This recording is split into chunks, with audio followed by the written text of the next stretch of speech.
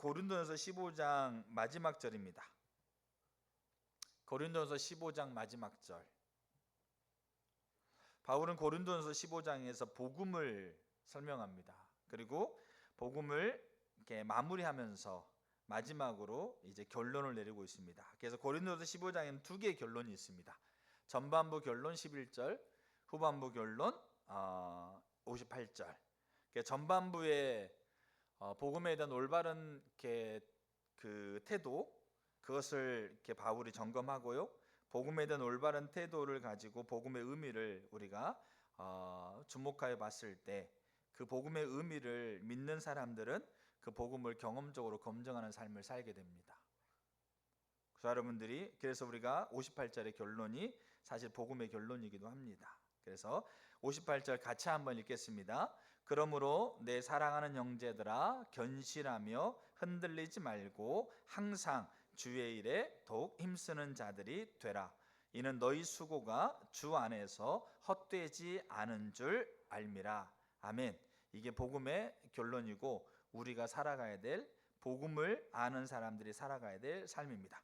그럼 여기에서 우리가 58절에 읽었는데 약간 좀 이렇게 뭔가 낯설지 않는 그런 어떤 느낌들을 좀 발견하고 있지 않으신가 모르겠습니다. 예, 뭐냐면 보세요. 자, 견실하여 흔들리지 말고 이렇게 돼 있잖아요. 이게 고린도서 15장에서 어떤 거가 연결될 것 같으세요? 우리가 그동안 쭉 고린도서 15장을 쭉 복음을 봤는데 저는 올해 마지막에 이렇게 말씀을 나누면서 구속의 포괄적인 성격으로 연결되고 있는 부분이어서 복음은 이걸 나누면서 하나님이 저한테 비춰주신 바가 너무 이렇게 감사해요. 제 자신도 말씀 안에서 제가 다시 복음을 올바로 바라보지 못했던 제 모습을 보이기도 하고요. 복음을 올바로 바라보려고 하고 있는 그 자리로 제 자신을 세우려고요 노력하고요. 우리 제들도 그렇게 하고 있는 게 보여서 너무 감사해요. 영성일기 쓰는데 12분이 신청하셨어요. 오늘까지 신청을 마감할 겁니다. 그리고 다음에 하긴 원하시는 분은 다음에 또 모집할 때 들어오시면 되겠어요. 그리고 영성일기 쓰기로 들어오신 분들은 영성일기를 쓰셔야 돼요. 읽으려고 들어오시는 의미가 없습니다. 그러니까 내 하루하루의 삶이 하나님을 주목하여 보고 있는 그 삶의 기록들을 써가는 거예요. 그래서 그렇게 나의 부족한 부분들도 보이기도 하고 또 하나님의 음성에 순종했던 부분들, 또 이렇게 막상 쓰려고 하는데 아무것도 없으면 내가 하루 동안 하나님을 집중하지 못했구나라고 돌아볼 수 있는 부분들, 어마어마한 유익이 있어요. 그래서 12분이 리더들은 지금 쓰고 있고요, 12분이 신청하셔서 이렇게 써가려고 해요. 그래서 그것들을 하나하나 읽어보면서 저는 주의 일에 힘쓰고 있는 그 흔적들을 보는 것 같아서 너무 감사해요. 자, 그래서 여기 견실하여 흔들리지 말고라고 하고 있는 말이 어디와 연결되냐면 고린도서 15장 1절에 헛되이 믿지 않고 굳게 지키면, 거기와 연결돼 있어요. 그리고 구원을 받는다라고 바울이 표현하고 있죠. 자, 그래서 너희의 수고가 주 안에 헛되지 않는 줄 안다. 자, 이제 우리가 그걸 가지고 오늘은 복음의 의미를 보려고 합니다. 그러니까 고린도서 15장에는 복음에 대해서 정말로 총체적으로 복음을 기록하고 있어요. 그러니까 이 고린도서 15장의 내용만 가지고도 우리는 복음에 대해서 우리는 모든 걸 다 설명할 수 있다고 생각해요. 그래서 이 고린도서 15장에 6가지가 복음에 대한 그 이야기가 나와요. 첫째, 복음의 결과. 복음의 결과는 뭡니까? 구원받는 겁니다. 그래서 너희가 복음을 너희에게 알게 한다. 그러면서 이거를 헛되이 믿지 않고 굳게 지키면 네가 구원을 받는다. 그래서 구원을 받았고 받아가고 있고 받을 것이다. 이게 다 그 안에 포함되어 있는 부분이에요. 자, 복음의 결과가 나오고 복음의 내용은 뭡니까? 복음의 내용은 성경대로 예수님이 이 땅에, 하나님이, 말씀이 이 땅에 육신이 되어 오셨다. 그리고 성경대로 사셨고 성경대로 죽으셨다. 그리고 성경대로 부활하셨다. 이게 복음입니다. 그러니까 우리가 전할 복음입니다. 그러니까 우리가 전할 복음이라고 하고 있는 건 나중에 이 복음을 믿는 사람들은 복음을 경험으로 검증해야 돼요. 그러니까 저 여러분들이 복음을 정말로 우리가 올바로 믿고 있고 올바로 우리가 대하고 있다고 한다면 우리 삶의 복음을 경험으로 검증하고 있어야 돼. 이거를 바울이 이같이 전파했다고 표현하고 있어요. 우리는 말로 복음을 전한, 내가 나 전도 안 하고 있는데 전도해야 되나? 이걸 얘기하는 게 아니에요. 우리는 삶과 말과 행위를 가지고 복음을 전파해야 돼. 이게 경험으로 우리가 복음을 검증해 가는 거죠. 이거를 바울은 주의 일에 힘쓰는 거라고 표현하고 있어요. 그러니까 우리는 우리의 삶이 그렇게 돼 있어야 돼. 복음을 우리가 제대로 대하고 복음을 제대로 이해하면 복음이 우리 가운데서 경험으로 검증돼야 된다는 얘기죠. 자, 그래서 복음의 내용은 뭡니까? 예수님이 이 땅에, 말씀이 이 땅에 태어났고 죽으셨고 부활했다. 이게 복음의 내용입니다. 그럼 그 복음이 사실이냐 거짓말이냐, 이 복음을 검증해야 되잖아요. 그 복음을 검증하는 검증을 바울은 4절부터 이제 쭉 쓰고 있는 거죠. 장사 지낸 바 됐다가 사흘 만에 살아나셔서 이제 증언이 있고 문헌이 있고 변화가 있다. 그 복음이 사실이라는 것에 대한 증거가 쭉 나열하고 있어요. 그게 복음의 검증이에요. 복음이 사실이냐 사실이냐 아니냐에 대한 검증. 그리고 검증을 하고 난 다음에 바울이 이제 한 가지 결론을 내려요. 그게 뭐냐면 내가 복음을 이같이 받았고 이같이 전파했고 고린도 교회는 바울이 전한 복음을 이같이 믿었어요. 바울은 고린도 교회가 복음을 믿었다고 얘기를 해요. 근데 이 고린도 교회가 복음을 전파하는 게 안 되는 거예요. 왜냐하면 고린도 교회가 바울에게 받은 이 같은 복음을 믿었지만 사실은 그들은 여러 가지 원인이 있습니다. 이들은 복음을 이같이 믿고 있는 게 믿었는데 그 삶에서 복음을 믿는 것이 흐트러진 거예요. 그렇게 하다 보니까 복음이 이같이 복음을 전하지 못하게 된 그 이야기가 고린도 교회에 나와 있는 이야기들이에요. 그래서 바울이 결단을 얘기하는 거예요. 다시 너희가 이같이 복음을 받았으니까, 내가 복음을 이같이 받았던 것처럼 너희도 복음을 이같이 받았으니까 너희도 복음을 이같이 전파하기를 결단해야 돼. 이걸 얘기하는 거예요. 그게 전반부의 결단이에요. 그 결단을 갖는 사람들에게 바울이 복음이 이제 다섯 번째 복음이 어떤 의미인가를 설명해 줘요. 그 결단을 갖는 사람들이 복음이 어떤 의미인가를 다시 바울의 이 복음의 의미를 12절부터 57절까지 복음의 의미를 장황하게 설명하고 있어요. 그 복음의 의미를 설명하고, 그리고 이제 마지막에 여섯 번째, 주의 일에 힘쓰는 자들이 되라.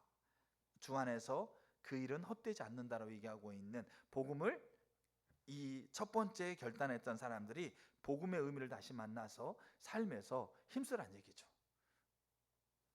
저절로 되는 게 아니란 얘기예요. 힘을 써서 땅을 파듯이, 농부가 땅 팔 때 저절로 됩니까? 요즘 기계로 다 해서 되지만 여러분 정말로 힘들거든요. 농사 짓는 거 쉬운 일이 아닙니다. 근데 그 땅을 파듯이 바울이 힘쓰라고 그러잖아요. 그렇게 힘을 써서 뭐 하라고요? 복음을, 내가 믿는 복음을, 내가 받은 복음을 내가 이제 전파하는, 그걸 바울은 주의 일에 힘쓰는 것, 그것으로 내가 믿고 있는, 내가 올바로 믿고 있는 복음을 검증하라 이거예요.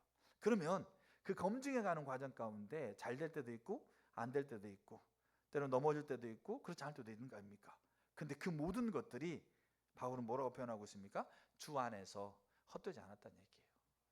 이게 그래서 이 복음이 기쁜 소식입니다. 이 복음이 그래서 기쁜 소식인 거예요. 어마어마한 얘기예요, 사실은 이 얘기가. 그래서 이제 요 부분들을 이제 바울이 복음으로 이제 처음부터 끝까지 15장에서 완전히 복음의 총체적인 부분을 얘기하고 있는 거예요. 자, 그러면 여기에서 이제 우리가 한 가지를 우리가 봐야 될 게 뭐냐면 11절에 바울이 뭐라고 그러냐면 나나 그들이나 이같이 전파함에 너희도 이같이 믿었다고 그랬잖아요. 그럼 바울이 복음을 먼저 뭐 하는 게 있겠습니까?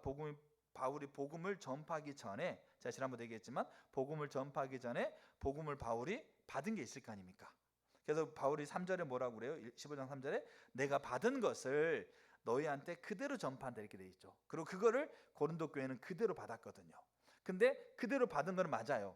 그래서 성도라 이름하는 자들이라고 편지 쓰고 있으니까. 근데 이들을 받았지만 그들이 여러 가지 이유 때문에 이게 분리가 돼버린 거예요. 복음을 올바로 대하지 못하는 태도와 자세 가운데 그들이 선 거예요. 그러니까 문제가 생기는 거예요. 그러니까 다시 바울이 복음을 제대로 그들이 받아들이기 원하는 것을 설명하고, 그들은 구원받지 못한 자들이 아니에요. 자, 그러면 이제 우리가 이제 봐야 될 게, 그럼 바울이 복음을 받았는데, 누군가가 바울에게 복음을 전파해서 복음을 받았는데, 그럼 바울이 받았던 복음을 성경에서 가장 잘 표현해주고 있는 곳이 어딜까요?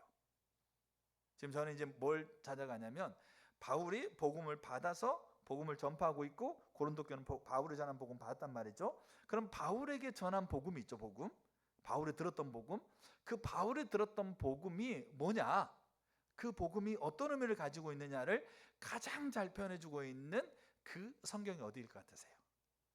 1부 때는 대답이 나왔어요. 어디일 것 같으세요? 그게 사도행전이에요. 알겠죠? 그럼 사도행전 몇 장 같으세요? 사도행전 28장까지 있어요. 그러니까 28분의 1은 너무 사람들이 너무 모니까 줄여줄게요. 10장 이전에 있어요. 몇 장 같으세요? 10장도 많으면 5장으로 줄여둘게요. 5분의 1로 몇 장 같으세요? 그럼 우리가 복음의 의미를 설명하려면 복음이 처음 태동되었을 때, 알겠죠? 복음이 처음 태동되었을 때에 가보면 거기에 복음의 의미가, 바울이 전한 복음이 거기에 있는 거예요. 그럼 거기 어디가 있을까요? 교회가 처음 세워졌을 때, 알겠죠? 교회라고 하고 있는 이 하나님이 이 땅에 만들어 놓으신 정말로 가장 아름다운 공동체인 교회가 처음 세워졌던 장면, 거기에 복음이 들어있어요. 알겠죠? 그럼 그게 몇 장일까요? 사도행전 2장이에요. 근데 제가 좀 더 보겠지만 그 사도행전 2장 복음 있지 않습니까? 이 복음을 바울은 그대로 고린도서 15장에 옮겨놨어요. 제가 연결시켜 드릴게요. 다 아까 지금 15장에 나와 있는 복음의 결과, 복음의 내용, 복음의 검증, 복음의 뭡니까? 어떻게 돼야 되는 거, 복음의 의미, 복음의 경험적인 검증, 이게 어디에 나와 있냐? 사도행전 2장에 그대로 나와 있어요. 이것을 바울이 받았고 이거를 그대로 전파하고 고린도 교회에게 전파했고 고린도 교회 믿었고, 그러나 고린도 교회가 그 복음을 올바로 대하지 못한 자리에서 다시 복음을 설명하고 있는데, 요 사도행전 2장에 나와 있는 거를 그대로 풀어놓고 있어요. 여기에서 바울은 한 가지만 더 언급해요. 그게 뭐냐면 좀 이따 나누겠지만 바울은 우리 몸의 부활까지 가요. 사도행전 2장에서 몸의 부활이 안 나와요. 근데 그게 전제가 되고 있는 부분인데 바울은 우리의 몸, 육신의 몸의 부활, 거기까지 가요. 자, 그럼 사도행전 2장 한번 볼게요. 그러니까 제가 이거를 보는 이유가 뭐냐면 복음의 의미를 찾으려고 그래요. 사실 여러분들이 복음의 의미를 제대로 몰라요. 왜냐하면 복음의 의미를 알아야지 그 기쁜 소식인 걸 아는데, 우리가 그냥 뭐로 아냐면 그냥 이 수박 겉핥기 형식으로 그냥 지식으로 어렴풋이 아는 거예요. 근데 복음의 의미가 선명하게 깨달아져야 돼요. 자, 그럼 사도행전 2장 한번 볼게요. 사도행전 2장. 자, 몇 구절을 제가 이제 15장에 고린도서 15장에 나와 있었던 것과 사도행전 2장이 정확하게 일치합니다. 왜냐하면 그게 같은 복음이니까 그래요. 알겠죠? 자, 정확하게 일치하는 부분들을 제가 몇 구절 찝어가지고 이렇게 나눠드릴게요. 왜냐하면 사도행전 2장이 복음의 처음 시작이에요. 그게 태동되어 있는 교회고 그게 초기 교회의 그 복음이에요. 그거를 믿는 사람들이 이제 전파한 거예요. 그 전파가 바울에까지 온 거고.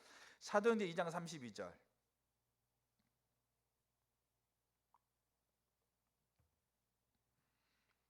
이 예수를 하나님이 살리신지라 우리가 다 이 일의 증인이라.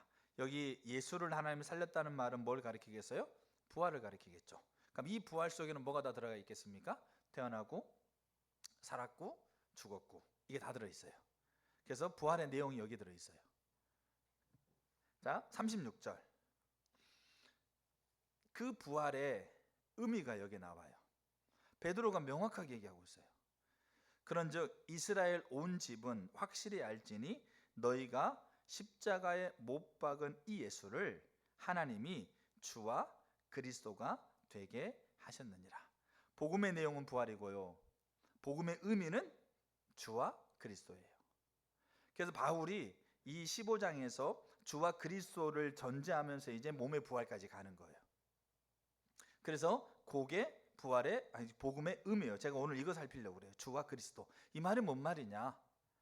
우리가 더 봐야 돼. 왜 그게 복음의 의미니까. 이거를 우리가 명확하게 인식하게 되면 우리의 삶에서 그거를 토대로 해서 우리의 삶의 경험, 개인의 경험의 검증이 그거를 토대로 되는 거예요. 복음을 토대로. 그리고 복음은 그 일을 이미 이루셨고.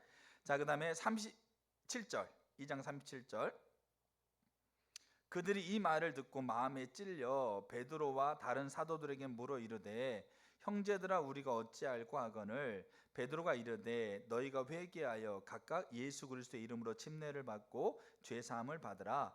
그래야면 성령의 선물을 받으리니 이 약속은 너희와 너희 자녀와 모든 먼데 사람 곧 주 우리 하나님이 얼마든지 부르시는 자들에게 하시는 것이라 하고, 또 여러 말로 확증하여 권하여 이르되 너희가 이 패역한 세대에서 구원을 받으라 하니 그 말을 받는 사람들은 침례를 받음에 이날의 신도의 수가 3,000이나 더하더라. 그럼 이건 뭘 의미할까요? 고린도서 15장에 뭘 의미하겠어요?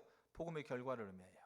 근데 여기 바울이, 제가 일부 때는 제가 이거를 이렇게 미처 이렇게 언급은 안 했는데, 제가 지금 성경 읽으면서 이렇게 눈에 딱 띄는 부분이 있어요. 뭐냐면 베드로가 복음의 결과를 두 가지로 표현하고 있어요.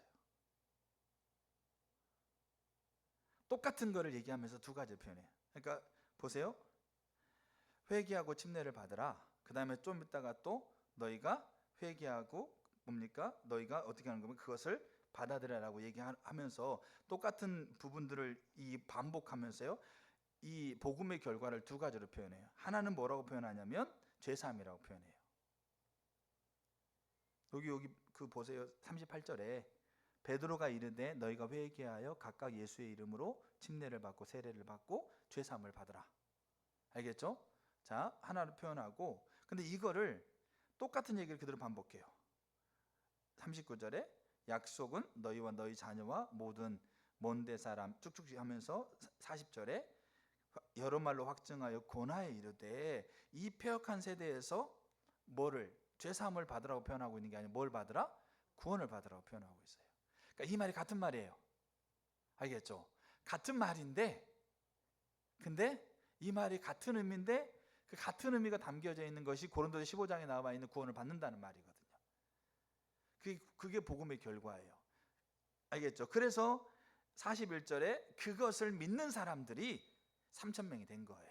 알겠죠? 그걸 받아들이는 사람들이 3,000명이 된 거예요. 자, 그것을 이같이 전파한 복음을 이같이 믿는 사람이 3,000명이 된 거예요. 자, 그러면서 이제 그걸로 사도행전에서 끝나지 않아요. 2장에서. 그럼 뭐가 나올까요? 그 뒤에 이같이 받은 것을 이같이 믿었던 사람들이 그 복음을 경험적으로 검증해 가고 있는 그 이야기가 나온다고요. 그게 주일에 힘쓰는 것이 나오는 거예요. 그게 뭐겠어요? 2장 42절부터 나와 있는 그들이 사도의 가르침을 받아 서로 교제하고 떡을 떼고 오로지 기도하기를 힘쓰고, 그 다음에 44절에 믿는 사람이 다 함께 있어 모든 물건을 서로 통용하고 재산을 팔고 나눠주고 날마다 마음을 같이 성전에 모이고 집에서 떡을 떼고 하나님을 찬미하고, 이게 그 복음을 경험적으로 그 삶에서 검증해 가고 있는 고린도서 15장의 마지막 결론, 주의 일을 힘쓰는 자라. 그러면 주 안에서 이게 헛되지 않는다, 이렇게 표현하고 있는 거예요. 그러면 지금 보시면 사도행전 2장의 가장 어떻게 원초적인 복음, 교회가 처음 시작됐을 때 그 원초적인 복음을 바울이 그대로 옮겨다 놓은 걸 보세요. 고린도서 15장에. 그래서 고린도서 15장에 나오고 있는 복음이 사도행전에 나오고 있는 복음과 똑같아요. 왜? 바울은 이걸 받았으니까 그래요. 바울은 복음으로 받았고, 바울은 이거를 복음으로 믿었어요. 그리고 바울은 이거를 복음으로 전파했어요. 전파는 단지 말로만 그냥 우리가 뭐 복음 전도하러 가야지, 그게 아니고 삶과 말과 행위를 가지고 이 삶을 살았다고요. 그게 주의 일에 힘쓰는 거였어요, 바울은. 그게 바울이 지금 복음의 결론인 거예요. 그럼 이제 우리는 뭘 봐야 되냐면, 명확하게 베드로가 제시하고 있는 복음의 의미를 봐야 돼요. 뭐라고요? 주가 되시고 그리스도가 된다. 그래서 이 원초적인 복음에는 주님이 부활하셨고 그 주님이 우리의 주님이시고 그리스도라고 하고 있는 그 의미와, 그 다음에 그걸 믿는 것과 믿는 자들이 믿는 대로 살고 믿는 대로 행하고 믿는 대로 선포하고 있는 그 삶이 사도행전 2장에 나와 있는 복음입니다. 그리고 고린도서 15장에 바울이 제시하고 있는 복음이고요. 그게 기쁜 소식인 거예요. 그럼 여기에서 이제 우리가 뭘 봐야 되냐면, 그러면 이게 우리에게 기쁜 소식이 되려면 이 복음이 가지고 있는 의미가 우리 가운데 선명하게 이해가 돼야 돼요. 복음이 가지고 있는 의미.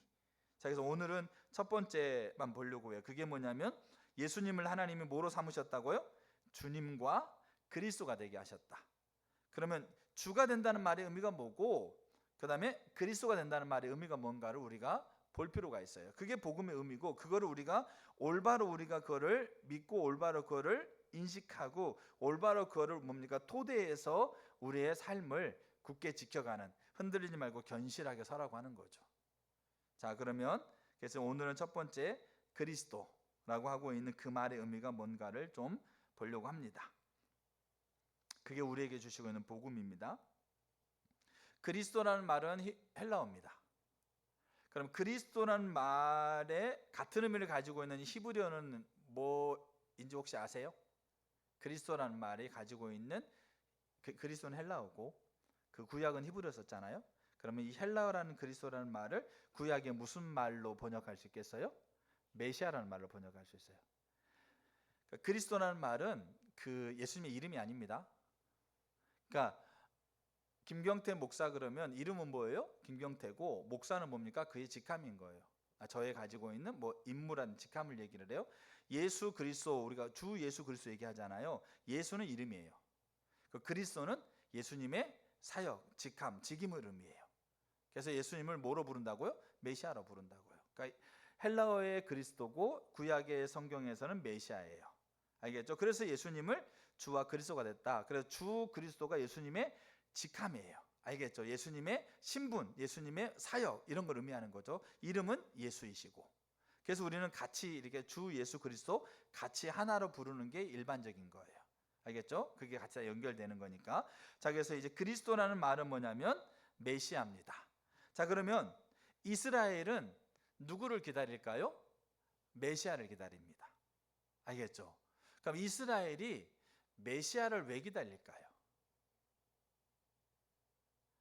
메시아를 왜 이스라엘이 기다릴까요? 메시아가 가지고 오는 안정과 번영과 평안과 기쁨을 기다리는 겁니다. 그러면 메시아가 가져오는 안정과 기쁨과 평안을 우리가 다른 말로 한마디로 줄이면 뭡니까? 샬롬입니다. 알겠죠? 그러니까 우리가 성탄절 나눴던 것처럼 하나님이 세상을 창조하면서 말씀으로 이루셨잖아요. 결과가 토부잖아요. 샬롬. 그리고 그 샬롬을 줄 수 있는 사람을 보내겠다고 예언하셨어요. 그게 메시아예요. 그래서 이스라엘은 메시아를 기다려요. 왜 기다리냐? 메시아가 샬롬을 가지고 올 거거든요. 메시아가 평안과 번영과 안정을 가지고 올 거거든요. 그래서 그들은 메시아를 기다려요. 근데 그럼 역사마다 그들은 이 사람이 하나님 보내는 메시아일까라고 하고 있는 걸 관심을 가졌겠어요? 안 가졌겠어요? 그럼 어떻게 생각하세요? 관심을 가진 거예요. 근데 이 사람이 메시아일까 아닐까를 관심을 가졌을 때 가장 핵심적인 조건이 하나가 있어요. 이 사람이 메시아인지 아닌지, 무슨 이 사람이 하는 일도 있고 뭐 여러 가지 뭐 있겠잖아요. 거기에 가장 첫 번째 조건, 첫 번째 조건이 뭘까요? 그게 다윗의 자손이라는 거예요. 알겠죠? 그러니까 아무리 능력이 많고 아무리 뭐 어마어마해도 그 사람이 다윗 자손이 아니야. 그러면 그 사람은 일단 메시아는 아니에요. 1차 조건, 서류의 1차 조건이 다윗의 자손이에요. 거기에서 탈락되면 아무리 많아도 안 되는 거예요. 유대인들이 생각하는 메시아는 그래요. 그럼 왜 다윗의 자손으로 오는 사람을 메시아의 1차 조건이 됐느냐? 왜 그랬을까요? 하나님이 다윗의 자손으로 내가 메시아를 보내겠다고 하나님이 말씀해 놓으셨으니까 그러는 거예요. 그럼 왜 다윗의 자손일까요? 아브라함도 있고 모세도 있고 그러잖아요. 알겠죠? 뭐 성경에 나와 있는 뭐 이삭도 있고 야곱도 있고 여호수아도 있는데 왜 다윗의 자손일까요? 다 같은 자손도 맞는데 왜 하필 다윗의 자손이라고 얘기했을까요?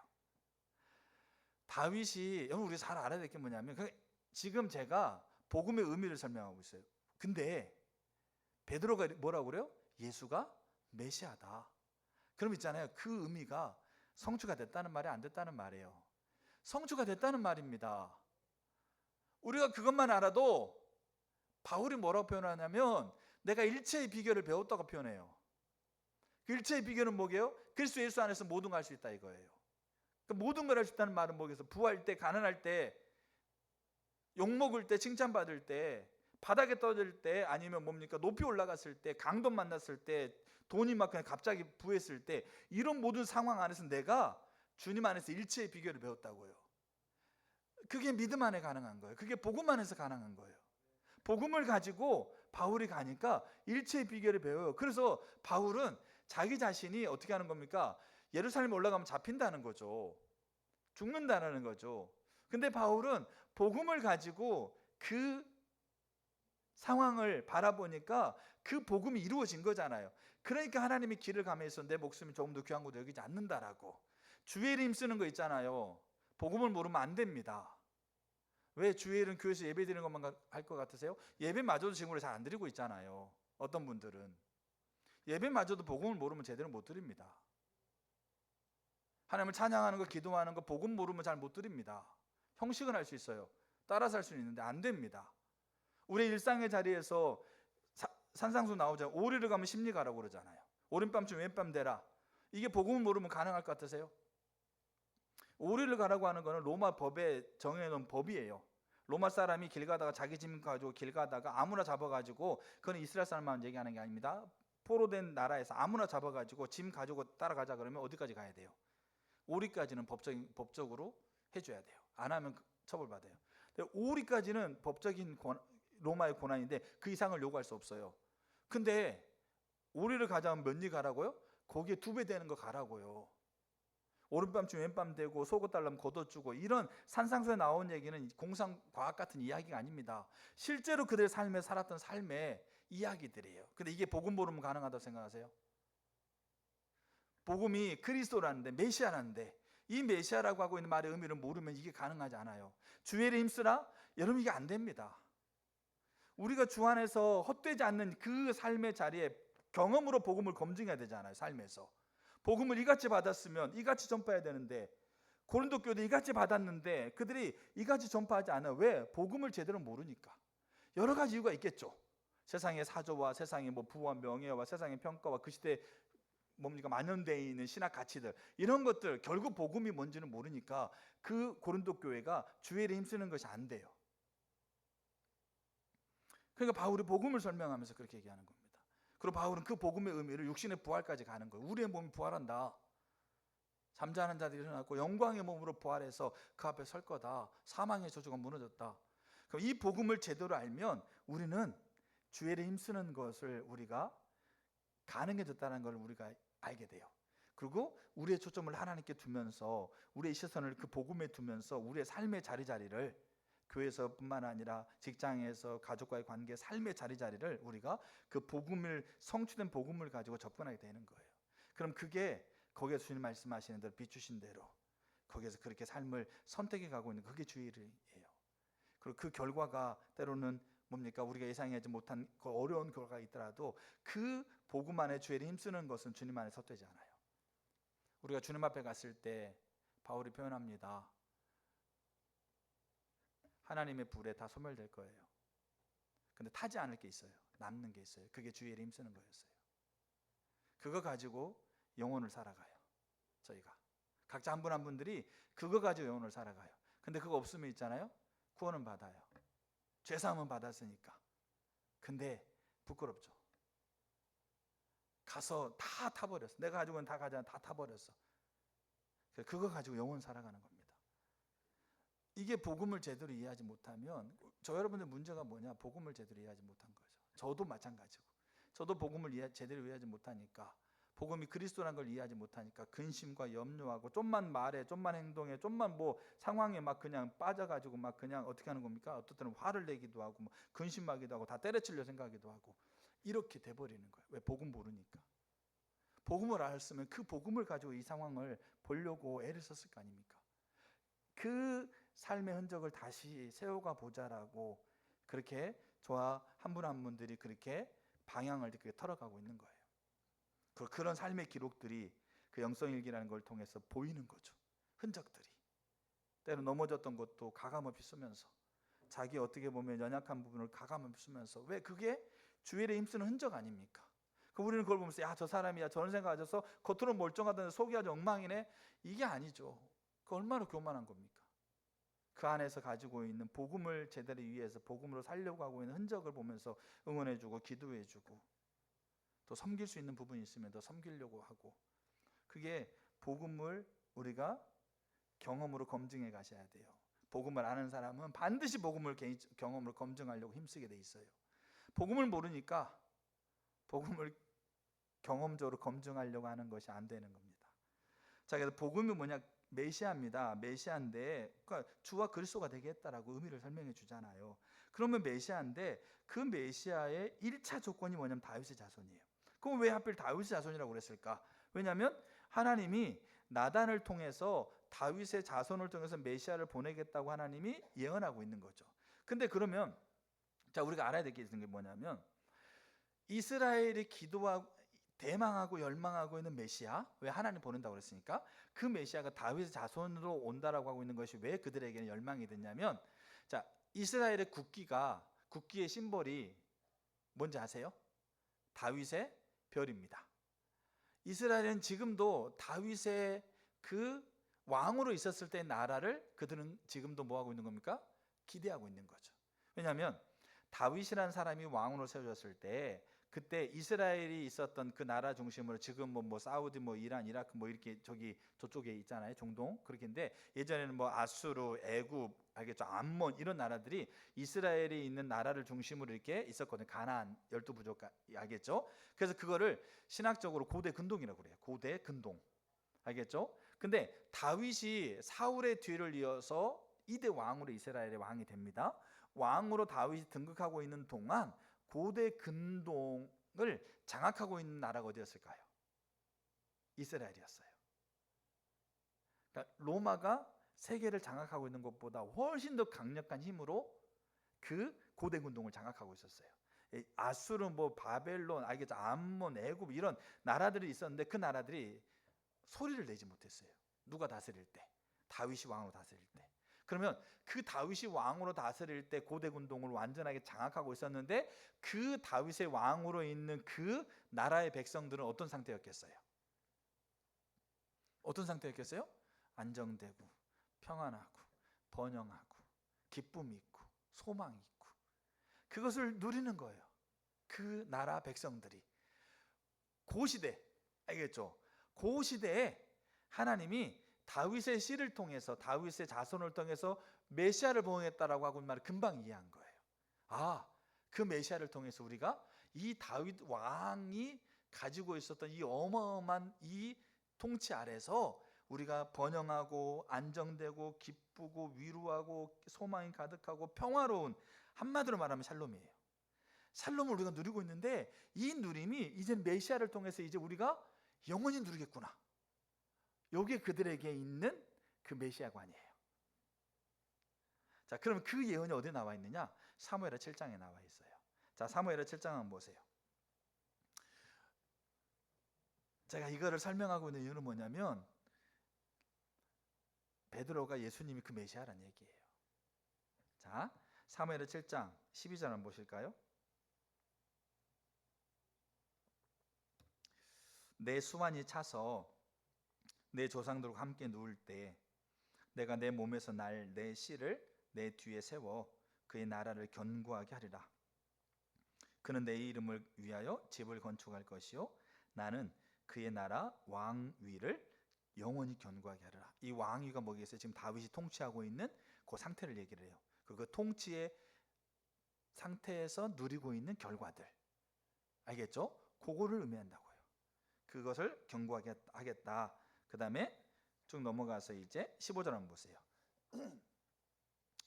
내가 내 앞에 물러가게 한 사울에게 내 은총을 빼앗은 것처럼 그에게서 빼앗지는 아니하리라. 그러니까 은총이, 사울에게서는 은총을 거쳐졌는데 빼앗았다고 얘기하고 있는 거지만, 사실은 사울이 하나님께 교만했기 때문에 그 은총이 거친 거예요. 알겠죠? 그런데 다윗의 왕위와 그리고 하나님 은총이 있으면서 그 누리는 결과들이 있잖아요. 그 샬롬을 누리고 있는데 그것을 내가 그 자손들에게 빼앗지 않겠다. 이거 얼마나 어마어마한 거예요. 그 다음에 16절, 내 집과 내 나라가 내 앞에서 영원히 보존되고 내 왕위가 영원히 견고하리라. 나단이 이 모든 말씀과 이 모든 계시대로 다윗에게 말하니라. 알겠죠? 이 의미를 아시겠죠? 그래서 지금도 이스라엘은 국기가 다윗의 별이 있는 거예요. 근데 자 보세요. 자, 그래서 이들은 다윗, 우리의 왕인 다윗의 자손을 통해서 하나님이 메시아를 보내서 이제 지금 누리고 있는 이 번영, 그리고 이 번영을 이루겠구나라고 하고 있는 것에 대한 명확한 확신을 가지고 있는 거예요.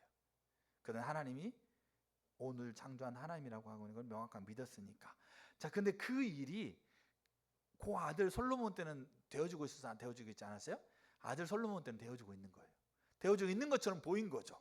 왜냐하면 솔로몬이 왕으로, 다윗의 다음에 솔로몬이잖아요. 왕으로 되고 난 이후에 아버지의 것을 그대로 받은 거예요. 알겠죠? 그대로 받아가지고 솔로몬은 그것을 유지하는 역할을 했어요. 근데 그 유지의 방법이 뭐냐면 다윗은 전쟁이었고 솔로몬은 외교를 통해서 했어요. 특별히 외교는 그 주변 나라의 그 공주들과 결혼하는 거. 그래서 이 솔로몬에게는 아내가 많았잖아요. 왜? 그 결혼을 통해서 가문을 만들어 가지고 그 다윗이 가지고 있는 어마어마한 그 번영과 안정을 유지하려고 했어요. 그러니까 된 것처럼 보여요. 그러니까 예언처럼. 다윗의 아들 솔로몬을 통해서 그 번영이 그대로 이어지고 있거든요. 근데 사실은 후반부로 갈수록 있잖아요. 그 나라가 삐걱삐걱하고 있었어요. 겉으로는 헛되고 막 그러면서 솔로몬이 어마어마하게 누리고 있고 나라가 부강해 보이지만 속에서는 삐걱삐걱하고 있었단 말이죠. 근데 솔로몬의 아들이 이제 솔로몬이 죽고 솔로몬의 아들이 왕이 됐습니다. 그 왕의 이름이 누굽니까? 르호보암이라는 왕이 돼요. 그때 나라가 두 개로 쪼개져요. 자, 잘 보세요. 이스라엘에게서 있을 수 없는 일이에요. 그래서 나라 북쪽 이스라엘, 남쪽 유다로 두 개가 쪼개져요. 그래서 북쪽에는 12지파가 가고 남쪽에는 2지파가 가거든요. 근데 이 북쪽에서는 이 다윗의 이 시 있잖아요. 이 시에 대한 부분들이 이제 완전히 거의 지리멸멸하고 전멸해버려요. 그리고 누구한테 망해버립니까? 아수르한테 망해요. 여러분, 이게 그들의 관점에서는 지금 이해할 수가 없는 거예요. 메시아를 기다리고 있는. 근데 이제 어디가 남아있는 거예요? 유다가 남아있어요. 유다는 다윗의 이제 아들인 르호보암을 통해서 나라가 만들어지고 있는 거죠. 근데 이 나라가 그래도 약하진 하지만 그래도 다윗의 가문의 그 왕들이 이제 세워지고 있잖아요. 히스기야, 요시야, 막 이런 왕, 아사 이런 양들. 그럼 그때마다 그들은 뭘 생각했겠어요? 저 사람 메시아 아니야? 이렇게 이제 그들은 항상 생각했다고요. 그들이 가지고 있는 메시아는 그거니까 번영과 안정과 기쁨과 샬롬이니까. 그래서 저 사람이 샬롬을 줄 수 있는 메시아 아니야? 계속 그들의 초점은 거기에 있는 거였어요. 하나님 메시아를 보낸다고 했으니까. 근데 그렇게 이어지다가 이 유다마저도 어떻게 됩니까? 바벨론을 망해버려요. 그러니까 이제 그들에게 있어서는 이 메시아에 대한 그 기대감들이 완전히 꺾여버리는 거죠. 근데 하나님이 예레미야를 통해 70년이 차면 나라가 돌아가겠다고 하네. 자, 그러면서 이제 바벨론이, 지금 제가 이 역사를 보는 거 간단하게, 바벨론이 어느 나라에 망합니까? 페르시아에게 망해요. 페르시아 초대 왕이 누굽니까? 고레스입니다. 자, 고레스가 바벨론을 멸망시켜 놓고 칙령을 내리는데 그 칙령이 뭐냐면 바벨론의 포로로 끌려왔던 모든 나라를 원하는 사람을 본국으로 돌려보내는 거예요. 그럼 거기에 이스라엘도 포함됐겠죠. 그러면 3차에 걸쳐 돌아옵니다. 이들이. 그러면 3차에 걸쳐 돌아오는데 1차 이스라엘 백성들을 데리고 돌아오는 유명한 사람이 한 명 있습니다. 그 사람 이름이 혹시 누군지 아세요? 스룹바벨입니다. 근데요, 스룹바벨이 다윗의 자손이에요. 그러니까 이 스룹바벨이 돌아와가지고 뭐 먼저 합니까? 성전을 건축해요. 다윗의 예언에 그가 내 집을 건축하기로 돼 있잖아요. 그러니까 이 스룹바벨이 메시아이지 않을까? 그런 알겠죠? 그 관점을 가지고 보는 거예요. 근데 메시아가 되면 어떻게 해야 돼요? 이제 그 온 세계 안에서 다윗이 가지고 있는 강력한 그 안에서 번영과 안정과 평안이 그 나라에게 유지가 돼야 되는데, 근데 이제 역사가 흘러가서 누가 등장합니까? 알렉산더가 등장해요. 그리스가 등장하죠. 그래가지고 또 이스라엘이 어디에 있어요? 그 지배 아래 있는 거죠. 알렉산더가 죽고 나서 이렇게 쪼개지잖아요. 그 쪼개진 또 부류에게 제가 보니까 셀레토스라는 왕조가 있어요. 그게 이 알렉산더가에서 죽으면서 쪼개진 그 세워진 그 제후들에 의한 그 나라인데 그 나라의 지배를 받게 돼 있어요. 그리고 지금은 누구의 지배를 받고 있어요? 로마의 지배를 받고 있어요. 계속해서 그들은 이 사람이 메시아일까, 이 사람이 메시아일까, 이 사람이 메시아일까를 계속, 왜 하나님이 그렇게 말씀하셨고 그 다윗이 가지고 있는 그 어마어마한 번영과 안정과 평안, 그 기쁨과 소망이 그들에게 누려졌으니까 그것을 가져오는, 언제 영원토록 그것을 가져오는 자가 역사에 등장하는 그 시기마다 그들은 그게 메시아인 줄 생각했는데 그들이 다윗의 자손이지만 뭔가 영향력을 펼쳤지만 그 영혼이 영향을 펼치는 그 자리까지 그들 못 간다 이거죠. 근데 베드로가 뭐라고 그럽니까? 베드로가 예수님이 이 땅에 오셔서 죽으시고 부활하시는 걸 살아나셨는데 그 예수님이 뭐라는 거예요? 메시아다. 그렇게 표현하고 있는 거죠. 그러면 뭡니까? 자, 예수님이 수룹바벨이나, 알겠죠? 뭐 솔로몬이나 뭐 히스기야나 아사나 이런 정말로 번영을 가져왔던, 다윗의 버금가는 그런 번영들을 가져왔던 왕들, 이런 왕들처럼 뭔가 그 때에는 뭔가 번영을 누리고 안정을 누리고 평안을 누리는 샬롬을 가지고 있지만, 그게 뭐 또 이렇게 영원토록 가지 못하는 그런 하나의 어떤 이 사람의 어떤 부분들로 그가 메시아라고 얘기하고 있을까요? 그렇지 않다는 얘기예요. 왜? 부활과, 그러니까 이 땅에 말씀이 육신으로 오셨고, 그 오신 그분이 이 땅에 사셨고 죽으셨고 부활하시는 걸 통해서, 그래서 베드로가 예수를 살렸다고 표현하고 있는 거잖아요. 그 예수를 살리시면서 이 예수가 메시아라는 것을 하나님이 선포하고 있다. 그럼 뭡니까? 메시아로 이 땅에 오셨고 메시아의 삶을 살았고 메시아의 사역을 예수님이 어떻게 했다? 완성하셨다라는 거예요. 완성하셨고, 어디에서? 이 땅에서 완성하셨고, 그리고 어디로 가셨다? 그 본래의 자리로 가셨다. 그리고 얼마 있지 않으면 이제 그 메시아로 이 땅에 오실 거다. 그게 그리스도입니다. 그럼 잘 보세요. 복음이, 바울이 표현하고 있는 복음 있지 않습니까? 그 복음을 우리가 의미를 올바로 이해하게 되면 지금 우리에게 번영과 안정과 평안이 앞으로 올 겁니까? 이미 왔습니까? 어떻게 아직 안 온 것 같으세요? 아니면 우리는 또 다른 메시아를 기다려야 돼요? 아니잖아요. 이미 우리에게 안정과 번영과 평강이 이미, 왜? 메시아로 이 땅에 오셔서 부활하시는 걸 통해서 그 일을 이미 예수님이 성취하신 거예요. 그게 복음이에요. 그럼 우리는 뭡니까? 우리는 그 메시아 됨을 우리가 믿으면 그 메시아 아래서 이스라엘이 가시적으로 다윗의 왕의 치세 아래에서 그래 누렸던 그 샬롬, 그 샬롬과 비교할 수 없는 완벽한 그 샬롬과 번영과 안정과 기쁨을 가지고 이 땅에 오셨고, 부활을 통해서 그 일을 성취하셨던 그 샬롬을 우리가 누린다라는 거예요. 언제? 앞으로 천국에 가서 누릴 것만이 아니라 지금 있는 현재 이 자리에서 우리가 그 번영을 누린다라는 거예요. 그게 바울이 말하고 있는 복음이에요. 그게 베드로가 얘기하고 있는 그리스도다. 그 말은 뭐겠어요? 그 그리스도로 인해서 안정과 번영과 평안인 샬롬이 이미 너에게 이루어졌어. 그렇게 표현하고 있는 거예요. 그럼 잘 보세요.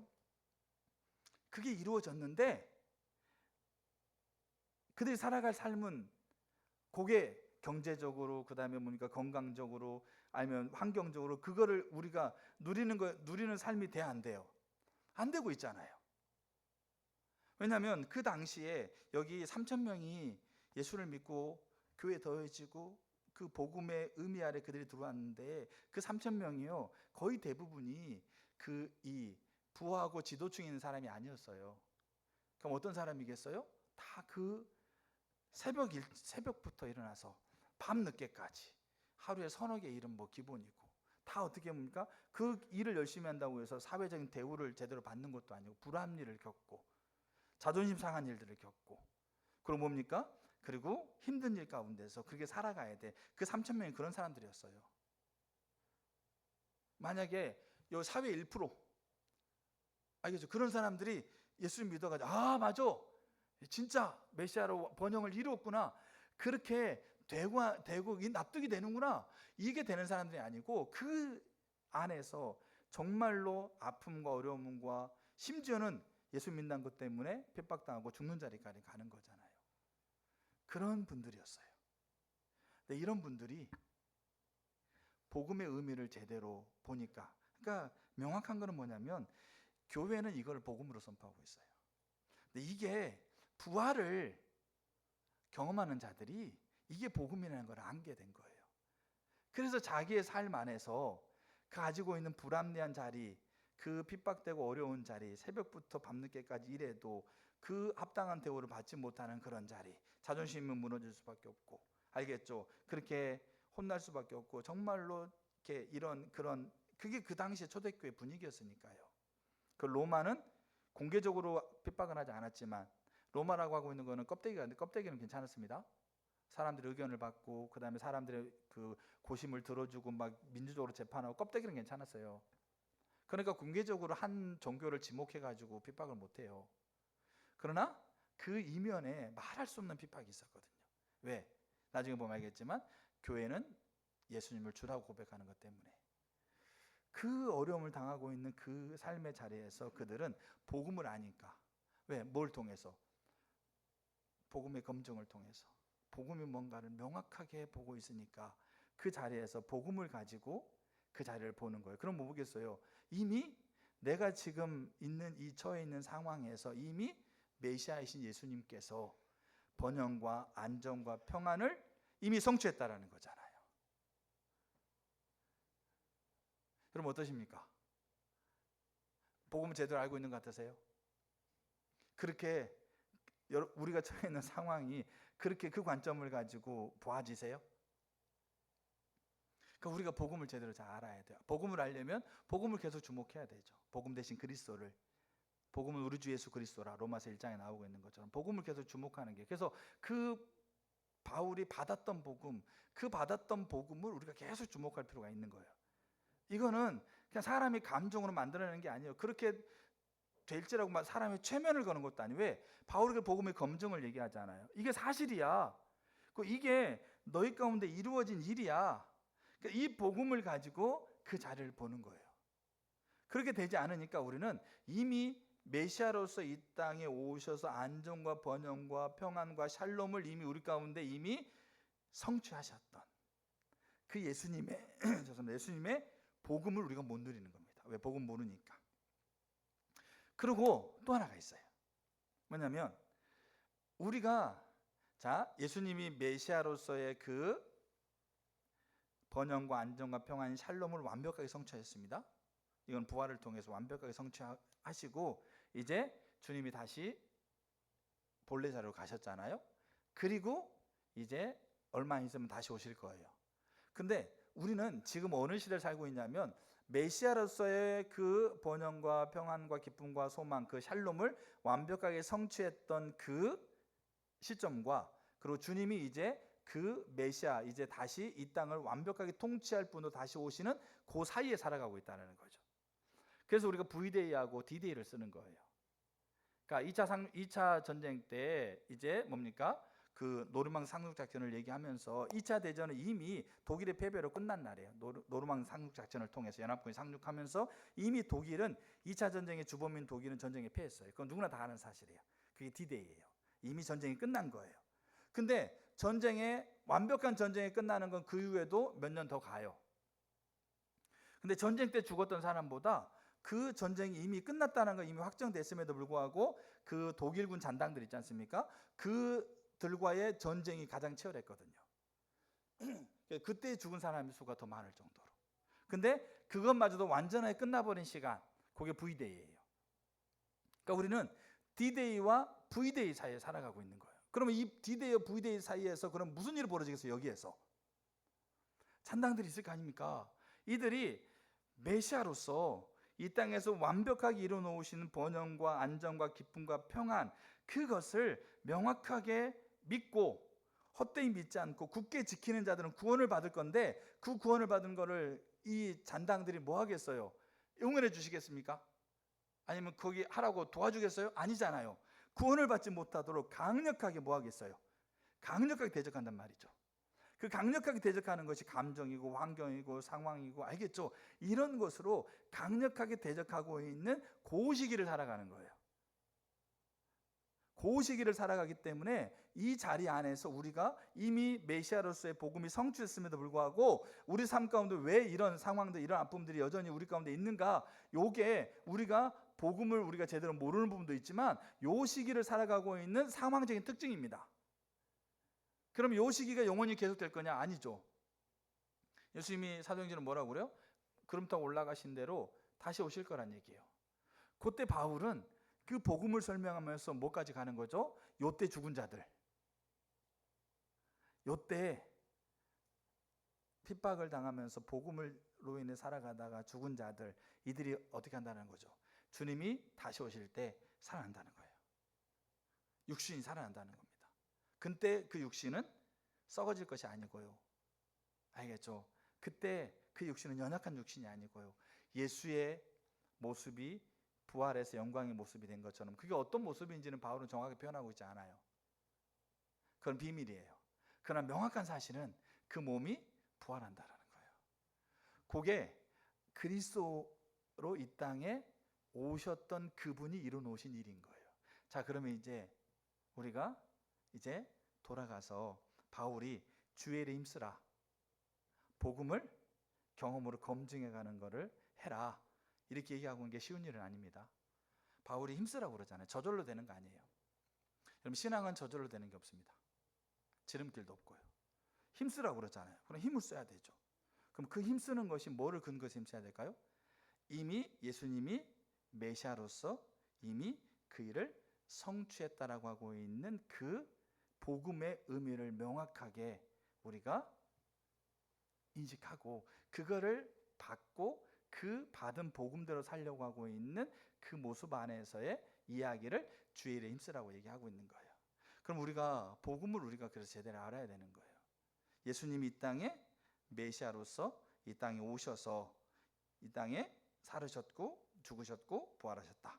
그래서 예수님의 죽음과 부활을 체험한, 그리고 그것을 경험적으로 체험하지 못했다 할지라도 100년이 지나고 200년이 지나고 하는 그 시기 속에서 그들이 경험적으로 예수를 경험하지 못했다고 그래서, 그러니까 쉽게 말해서 유대 베들레헴에 태어난 예수를 내가 만나본 적이 없다, 그렇게 얘기한다고 그래서 그들이 그 복음이 가지고 있는 그 증거들, 직접적인 증거들, 간접적인 증거들을 그들이 하나님께서 그들이 남겨주셨잖아요. 그거를 보면서 그 복음이 실제적인 사실이라고 하고 있는 걸 인정할 수밖에 없는 그 자리에 서게 만든다는 얘기, 하나님이.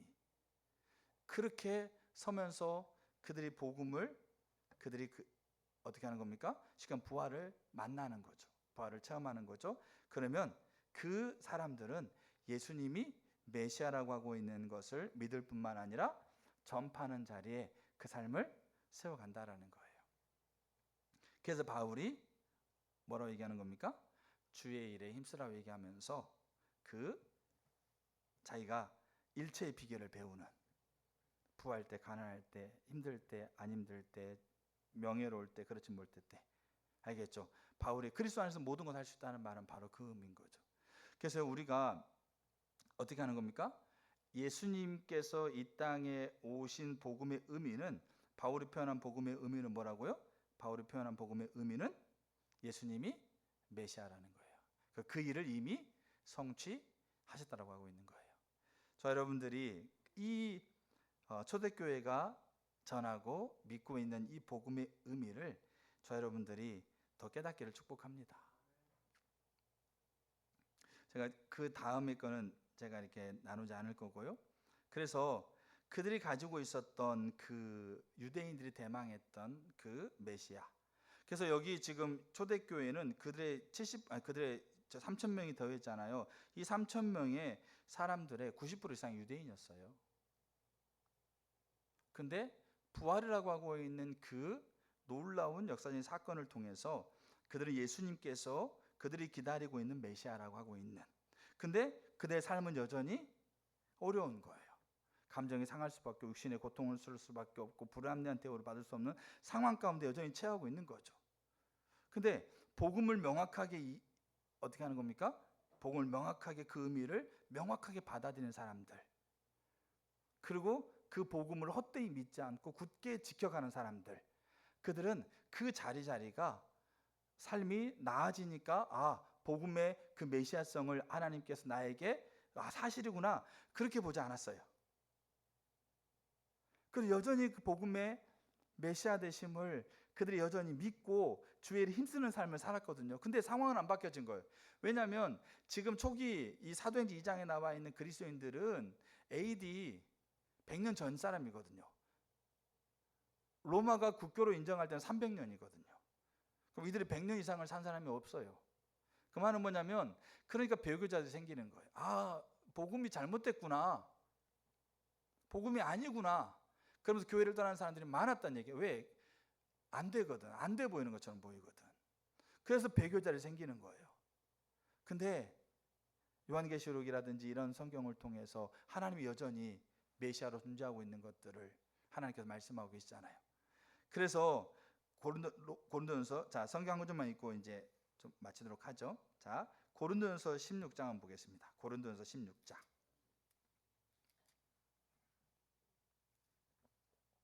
자 이거는 성경이 이렇게 주지 않아서, 자 고린도전서 16장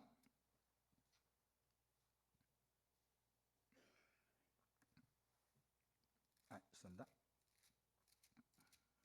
고린도후서, 죄송합니다. 고린도후서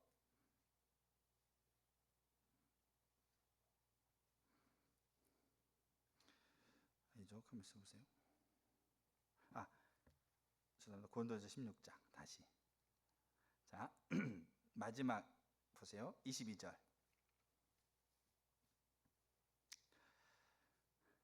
만일 누구든지 주를 사랑하지 아니하면 저주를 받을지어다. 우리 주여 오시옵소서. 여기 우리 주여 오시옵소서라는 말을 이제 아람어로 하게 되면 마라나타라 뜻입니다. 마라나타. 알겠죠? 그러니까 그 말은 바울이 복음을 전하고 고린도 교회에게 말하면서 이 마라나타라고 하고 있는 것을 소망하게 하고 있는 거예요. 그러니까 마라나타는 말은 주 예수여 어서 오시옵소서. 근데 이 마라나타라고 하고는 세 개의 시제를 가지고 있어요. 주님이 오셨다, 그리고 주님이 오시고 있다, 주님이 오실 것이다. 요한계시록 22장의 마지막 절에 이렇게 되어 있습니다. 네가 본 그대로 주님이 이 땅에 속히 오실 것이다. 그때 요한이 뭐라고 고백하냐면 아멘, 주 예수여 오시옵소서. 그게 마라나타 의미예요. 복음을 아는 자들은 마라나타의 고백의 삶을 살아갑니다. 이같이 받은 사람들은 이같이 전파하려고 하는 삶을 살아가기를 힘씁니다. 우리가 복음을 제대로 알면 우리 삶 가운데서 그 복음의 의미가 우리 가운데서 실제적으로 내 삶 안에 모든 요소마다에 그 복음의 의미대로 내 삶을 판단하고 그 복음의 의미대로 내 삶을 세워가려고 하고 있는 노력이, 이 경험적인 검증이 우리 가운데 나올 수밖에 없어요. 우리가 복음을 모르니까 우리 삶 안에서 그 복음 되신 그리스도가 우리 가운데 내주하시고 이미 성령을 통해 우리와 함께 하심에도 불구하고 우리는 복음을 모르기 때문에 우리가 그것을 이론적으로 모르는 사람 누가 있겠습니까?